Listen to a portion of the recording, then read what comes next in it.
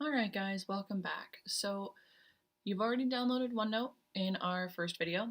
You've set up your class notebook and learned how to do the basic task that everyone seems to use it for, which is how to write on top of a PDF in video 2. Now we're going to get into the nitty-gritty and some more details. So here are some features that I love about this program, and hopefully you can find use for them. So up here at the top, Class Notebook has a whole bunch of features, as you noticed before in the last video. You can distribute pages, which means that this page would hand out to everybody in your class. You can distribute individually, so you can hand out this page to one or select students, or you can even create groups and distribute them to groups of students so that not everybody gets the same thing. There's even cross notebook distribution, so if you make everything for your grade 7 language in one notebook, but you want to hand it out to 2 classes, you can do that too. Personally, I find on my end, I like just having everything in the teacher-only content area and just distributing it by hitting distribute page, but to each their own. I do want to let you know that you can hit Command or Shift and select multiple pages and distribute multiple pages at the same time.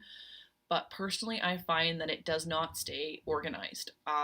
It will shift things around, it will blend lessons together, and I find it's not very neat, and I find myself going in and more often than not having to go student by student and actually make sure that the page distributed, that it loads, and that it's in the right spot.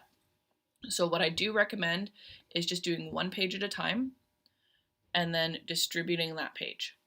Okay? You will get a menu pop up here that has the sections listed that you have created for your students. So what is common among every student, you can select it and then go ahead and hit distribute. Now I don't have anybody in this notebook, so it's not giving me anything. Okay.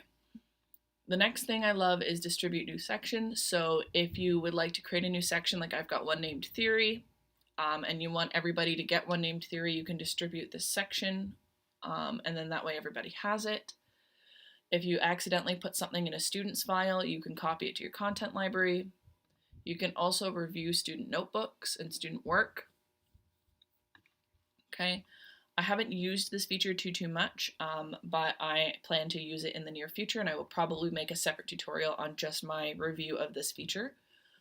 And then all of this stuff I pretty much use when I'm creating a new notebook, and then after that I don't really touch it. So first off, how do I get my notebooks to my students? You are going to go to Share, top right hand corner.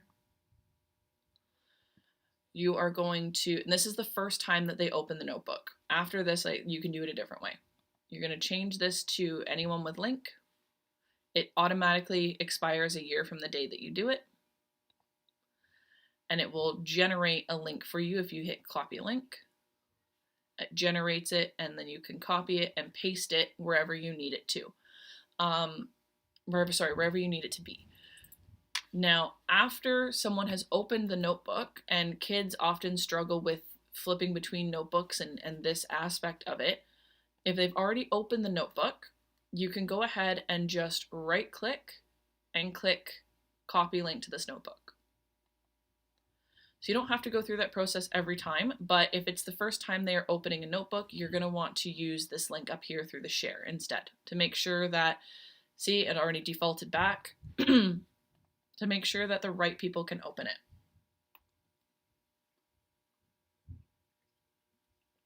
Okay, so, and again, if I ever go too fast, feel free to stop, rewind, rewatch, and do whatever you need to do. Now, insert. I've taught the kids how to insert things into the notebooks. So I, for art, have a daily warm-up sketch, and I give them the option of sketching on the computer or sketching in their notebooks, and most choose to use their notebooks. So what I do is I have a page called Sketchbook Ideas that has a list of like 50 plus sketchbook ideas that I got from another amazing teacher. So shout out to Elston. What I have them do is I have them add a page. I have them name it the date. So today's date is January 17th. That way I can see it easily. And then what I have them do is I have them go to insert, and then they insert their picture, which they can get from their device. They can, get from pretty much anywhere as long as it's accessible. So I've taught them how to do that. Most of them, I believe, have actually downloaded the OneNote to their phone or their iPad or whatever device they're actually taking the picture with to make it a little bit simpler. You can also put in equations for math.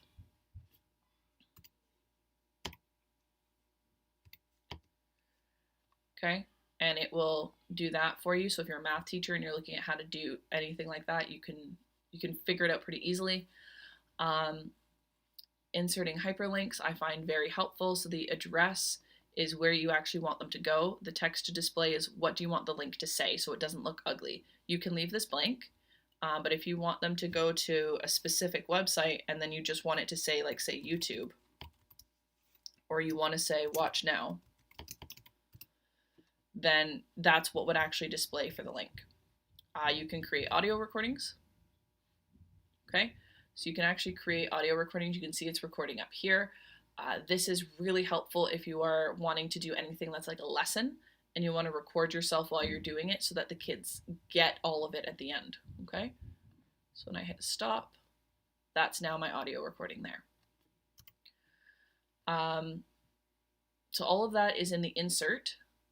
I mean, there's also stickers, there's also, other things you can do, but you can put your Bitmoji characters in here as long as you save them like an image. So drawing is what I mainly use as I teach art and music. So I use the pen feature, and that way I am able to draw as needed. The eraser has different options. So the stroke eraser means everything that you used that line for from the time you clicked down until the time you released your mouse will be erased. Large eraser acts like an eraser, but the stroke eraser would erase everything. So up to you what you want to use this for. I found this very, very helpful with writing musical theory and writing 1-point perspective lessons for art.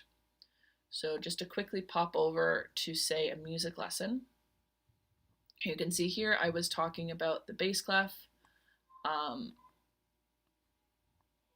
So you can see here we talked about a musical alphabet, we talked about how to read music, we talked about how to draw the bass clef, we talked about labeling it. So all of this is here. Now my next step as a teacher instructor would be to actually record myself as I go through the lesson.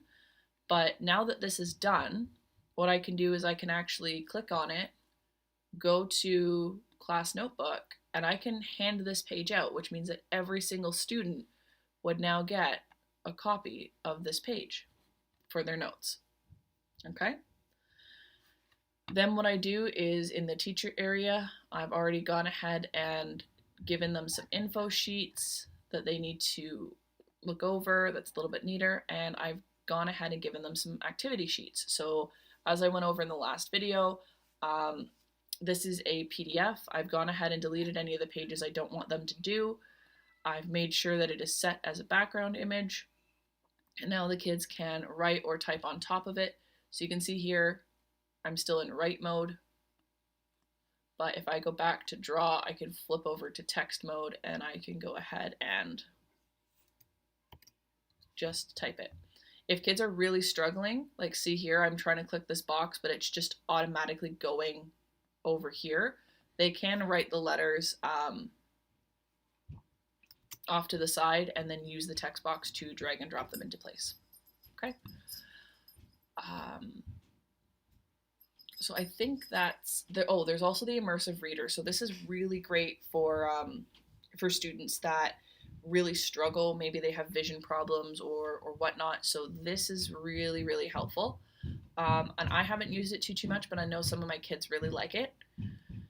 And you can even change, like I said, the paper style to have lines. You can make grids if you're trying to do math and graphing. So if you wanted to do that, it's whatever works for you in your subject.